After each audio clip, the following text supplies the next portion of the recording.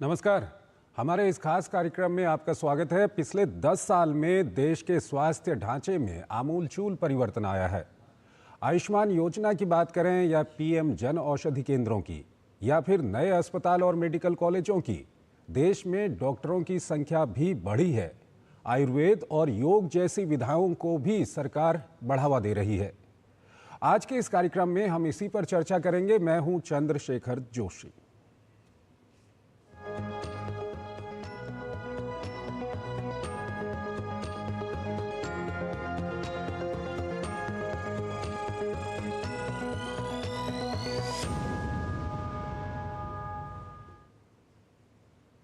हम अपने खास मेहमानों के साथ चर्चा करें उससे पहले आपको बता दें कि प्रधानमंत्री नरेंद्र मोदी ने मंगलवार को नई दिल्ली के अखिल भारतीय आयुर्वेद संस्थान में धन्वंतरी जयंती और 9वें आयुर्वेद दिवस समारोह में हिस्सा लिया। पीएम ने 12,800 करोड़ से अधिक की स्वास्थ्य परियोजनाओं का शुभारंभ और शिलान्यास किया। पीएम ने आयुष्मान भारत प्रधानमंत्री जन आरोग्य योजना के स्वास्थ्य कवरेज के विस्तार का भी शुभारंभ किया और स्वास्थ्य क्षेत्र और जन स्वास्थ्य को लेकर उनकी सरकार की सोच को भी सामने रखा। लोकसभा चुनाव की अपनी एक और गारंटी को पूरा करते हुए प्रधानमंत्री नरेंद्र मोदी ने 70 वर्ष और उससे अधिक के सभी लोगों को आयुष्मान भारत योजना के दायरे में लाने की शुरुआत की। अब इस आयु वर्ग में आने वाले किसी भी आय वर्ग के लोग मुफ्त इलाज की सुविधा हासिल कर सकेंगे। नई दिल्ली के अखिल भारतीय आयुर्वेद संस्थान में धन्वंतरी जयंती और 9वें आयुर्वेद दिवस समारोह के दौरान पीएम ने कुछ ऐसे लाभार्थी बुजुर्गों को हेल्थ कार्ड भी सौंपे। पीएम ने चुनावी गारंटी पूरा होने पर संतोष जताया, तो वहीं राजनीतिक कारणों से दिल्ली और बंगाल में योजना लागू न किए जाने पर पीएम ने कटाक्ष किया। मैं पश्चिम बंगाल के बुजुर्गों की माफी मांगता हूं, मैं दिल्ली के बुजुर्गों की माफी मांगता हूं। देशवासियों की तो सेवा कर पा रहा हूं, लेकिन राजनीतिक स्वार्थ की वृत्ति की दीवारें मुझे दिल्ली के बुजुर्गों की सेवा करने से रोक रही है, पश्चिम बंगाल के बुजुर्गों की सेवा करने से रोक रही है। राजनीतिक हितों की वजह से बुजुर्गों को स्वास्थ्य सेवाओं से वंचित किए जाने का जिक्र करते करते पीएम भावुक हो गए।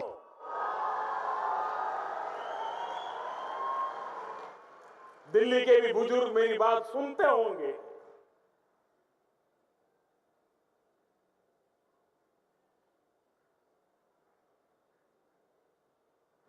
मेरे दिल में कितना दर्द होता होगा।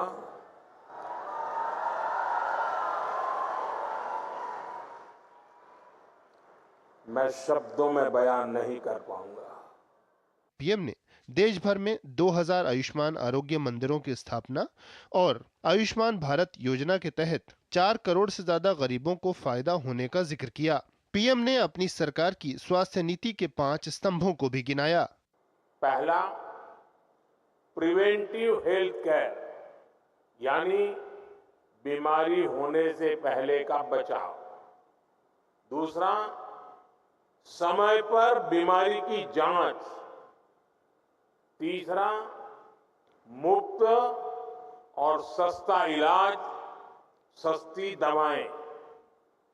चौथा, छोटे शहरों में अच्छा इलाज, डॉक्टरों की कमी दूर करना। और पांचवा, स्वास्थ्य सेवा में टेक्नोलॉजी का विस्तार। पीएम ने लगभग 13,000 करोड़ की स्वास्थ्य परियोजनाओं का शुभारंभ और शिलान्यास किया।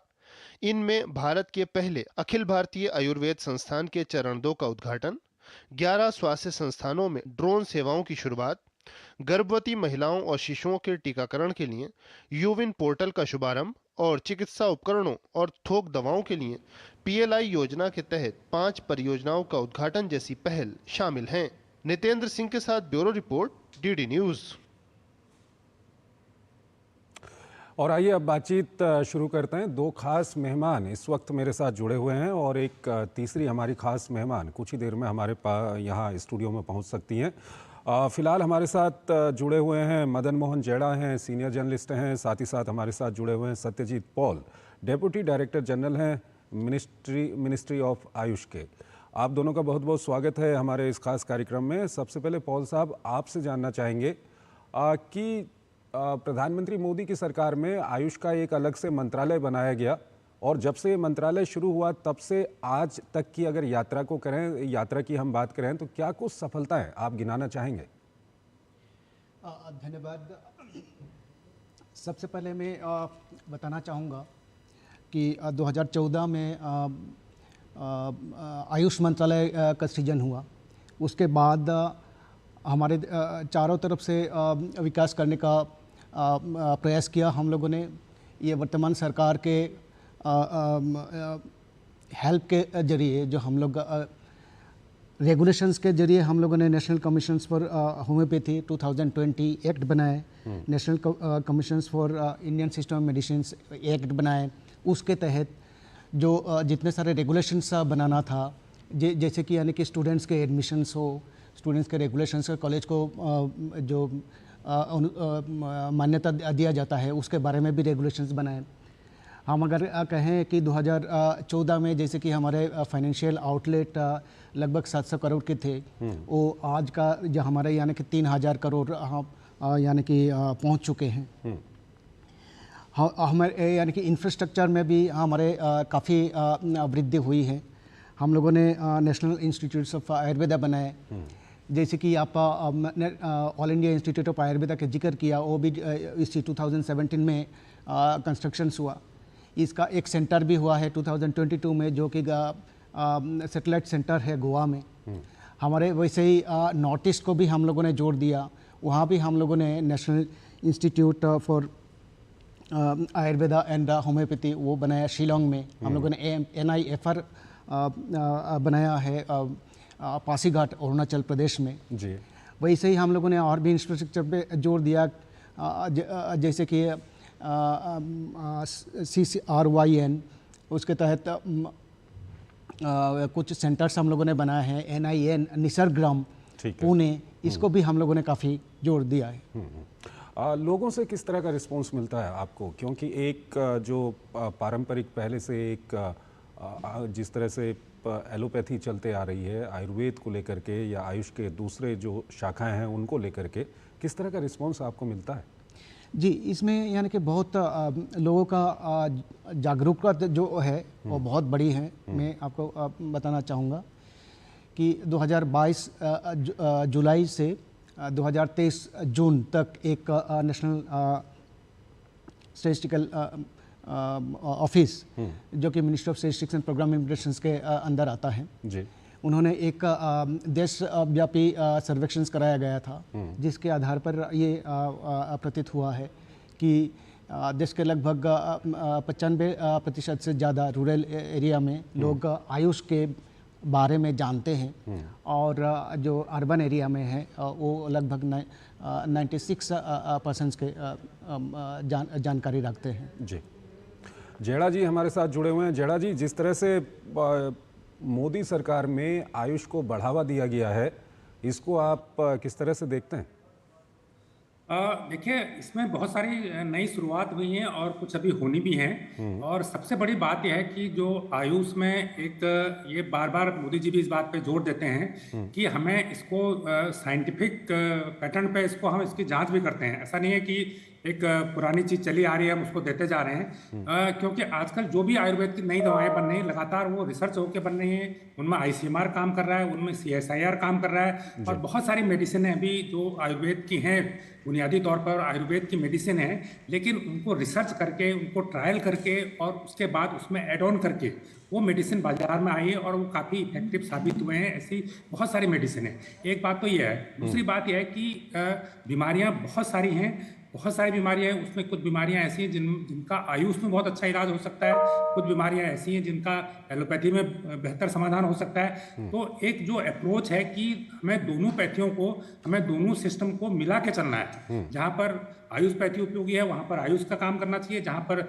हमें लगता है कि बहुत ज़्यादा सर्जरी की जरूरत है वहाँ पर एलोपैथी का भी इस्तेमाल होना चाहिए। तो एक जो समावेश करने की बात है, ये बहुत अच्छी बात है। तीसरा जो जोर सरकार का है कि जो प्रिवेंटिव, जो रोकथाम के लिए हमें कई जगहों पर जो आयुष की पैथियां हैं, आयुष की दवाएं हैं, आयुष के फार्मूले हैं, ये बेहद कारगर हो सकते हैं रोकथाम के लिए, पोषण के लिए। तो वहाँ पर इनका इस्तेमाल होना चाहिए। तो मुझे लगता है कि एक समग्रता वाली जो अप्रोच है, इस अप्रोच पर अगर काम हो और हो भी रहा है और आगे काम बढ़े तो एक बेहतर स्थिति होगी। एक बहुत सारी चिकित्सा पद्धतियों का हमारे पास समावेश होगा और हमारे पास बहुत सारे संसाधन मौजूद हैं। हमारे पास 7 लाख आयुष पैथी के डॉक्टर हैं। बहुत अच्छा इस्तेमाल उनका अभी तक नहीं है, उनका और बेहतर इस्तेमाल हो सकता है। उस पर हमें आगे बढ़ना चाहिए। मैंने अभी ये भी सुना कि अभी एक आयुष स्टोर की स्कीम आ रही है, जिससे पूरे देश भर में आयुष के स्टोर खोले जाएंगे। तो आज क्या होता है कि आयुष का डॉक्टर तो अवेलेबल है, लेकिन आयुष की दवाएं इजीली नहीं मिलती।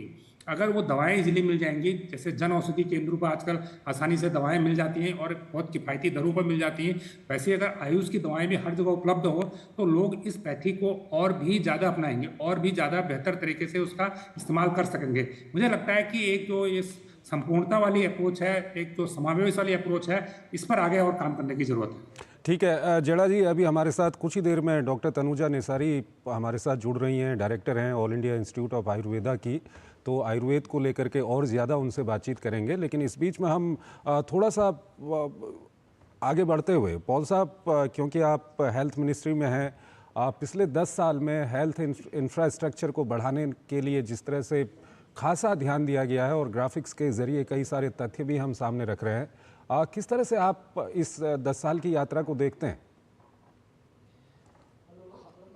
Thank you.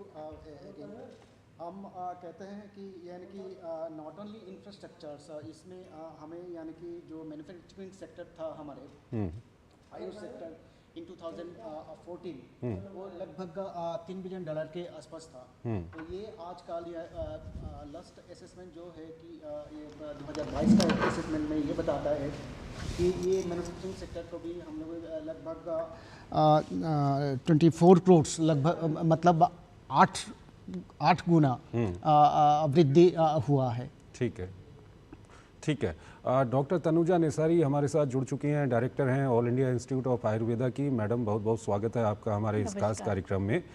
आपसे हम जानना चाहेंगे और दर्शक भी जानना चाहेंगे कि एक तरफ एलोपैथी है और आयुर्वेद की अगर हम बात करें, आयुष की हम बात करें, भारत की एक परंपरा रही है, एक भारत का इतिहास रहा है, लेकिन एक दौर ऐसा आया कि इस विधा को कहीं ना कहीं उतना इस पर ध्यान नहीं दिया गया और पिछले 10 सालों में हम देख रहे हैं कि खासा ध्यान इस पर दिया गया है। आपका अनुभव क्या कुछ कहता है? जी, जैसे कि अभी 2014 से के बाद जब आयुष मंत्रालय सेपरेट हुआ, आयुष मंत्रालय की अपनी एक पहचान हुई, तो उसके बाद आयुर्वेद के शिक्षा के स्तर पे एक NCISM एक अलग कमीशन बना। इंडस्ट्री में 6 गुना ज़्यादा बढ़ोतरी हुई, शिक्षा में बढ़ोतरी, रिसर्च के 44,000 रिसर्च के पोर्टल पे, आयुष रिसर्च पोर्टल पे है। और जैसे all India institute of Ayurveda जैसे टर्शरी केयर सेटअप भी बढ़े और इंफ्रास्ट्रक्चर में भी बढ़ोतरी हुई। और ना कि देश में जैसे आयुर्वेदा दिवस, कल 9th आयुर्वेदा दिवस मनाया गया और ये 90वें दिवस में हर दिन हर घर आयुर्वेद, ऐसे जन संदेश, जन भागीदारी, जनादेश, सभी समावेशक ऐसा किया। और एक ये जो इनोवेशन और एंटरप्रेन्योरशिप को बढ़ावा देने के लिए, इकोनॉमिक और बिजनेस डेवलपमेंट के लिए और नवाचार से वैश्विक स्वास्थ्य के लिए इस साल का आयुर्वेद दिवस था। वो आयुर्वेद के नवाचार वैश्विक स्वास्थ्य के लिए, Ayurveda innovations for global health.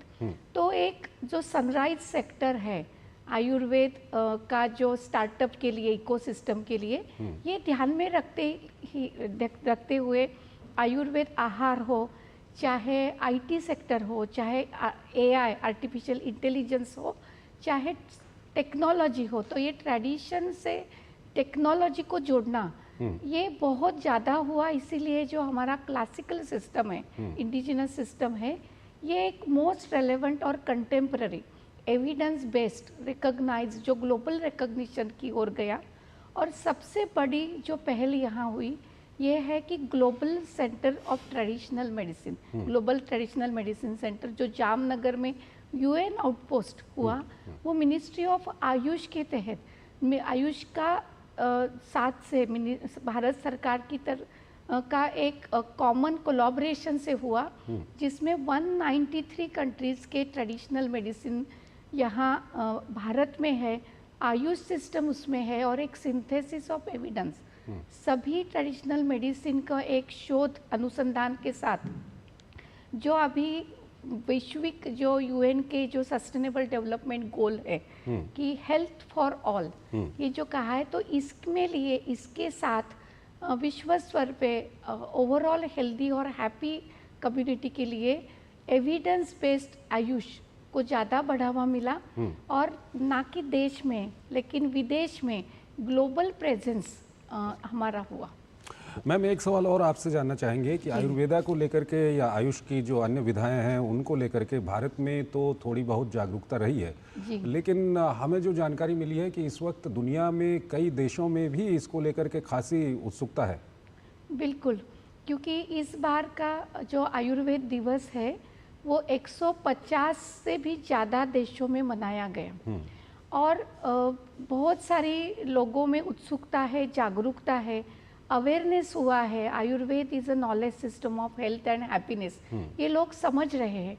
तो एक आयुर्वेद के साथ जो एक जीवन शैली में पद्धति में बदलाव लाना, हेल्दी हैबिट्स और फूड हैबिट्स, हेल्दी लाइफस्टाइल अपना के अपने आप स्वास्थ्य का बढ़ोतरी करना, इसके लिए पूरे विदेशों में भी अभी इसकी जागरूकता हुई and people are accepting this system not as a wellness but from illness to wellness to happiness. So this is considered as a medical system.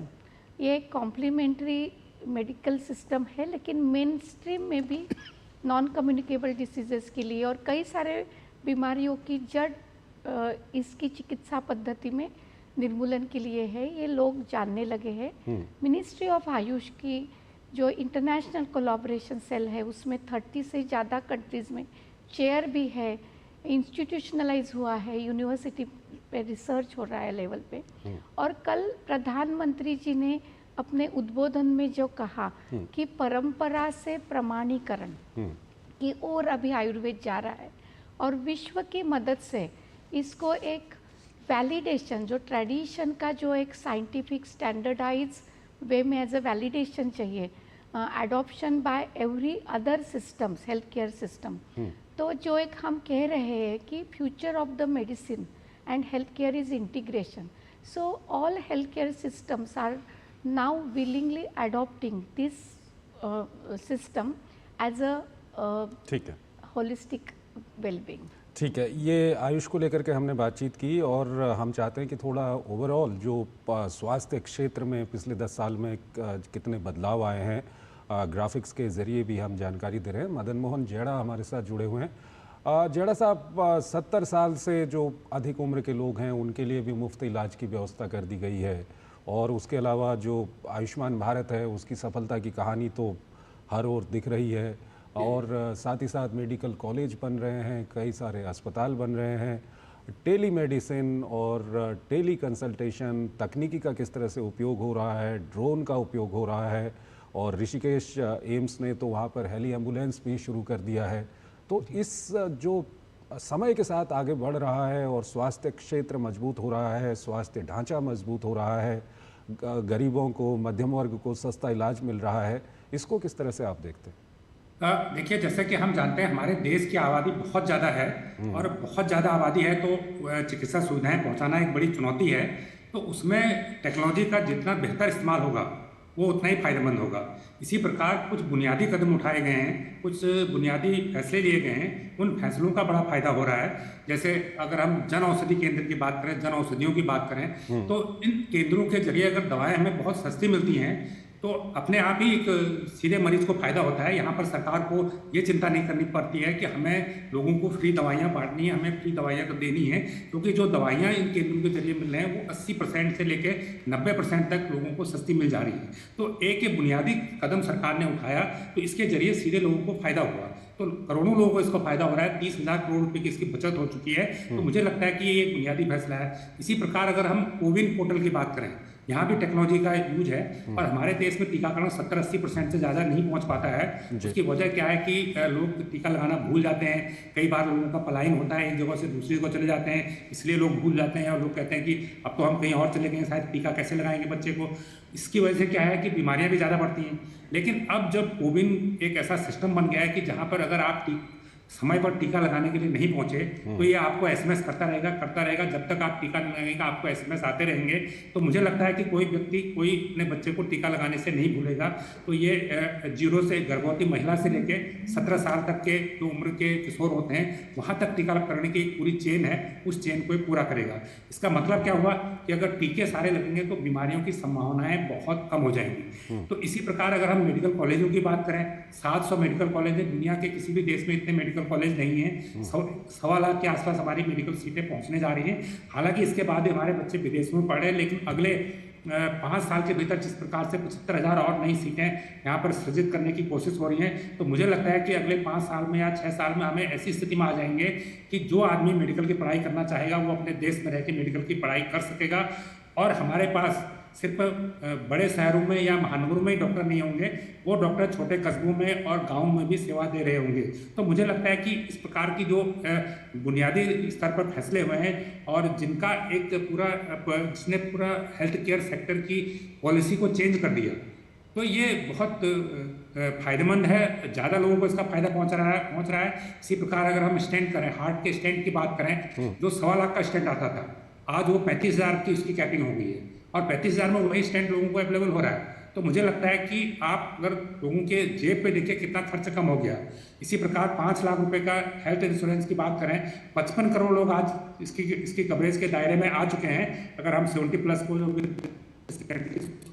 भी जोड़ें तो 55 करोड़ लोगों को आज ये सुविधा मिल चुकी है कि वो अपने स्वास्थ्य की चिंता से बेखबर हो चुके हैं। उन्हें कोई उसके लिए अलग से बीमा लेने की या अलग से उन्हें कोई पैसा संभाल के रखने की या अपनी जमीन बेचने की या अपने गहने बेचने की जरूरत नहीं है। तो मुझे लगता है कि इस तरह के जो डिसीजन है इनसे निश्चित रूप से आदमी एक अपने हेल्थ को लेके ठीक है। जेड़ा साहब, एक सवाल हम पॉल साहब से पूछेंगे। पॉल साहब, जिस तरह से कल भी यूविन पोर्टल लॉन्च किया गया है, उसके अलावा कोविड के दौर में हमने देखा कि कोविन पोर्टल बनाया गया था, तो ये जो तकनीकी का उपयोग है इसको आप किस तरह से देखते हैं हेल्थ सेक्टर में?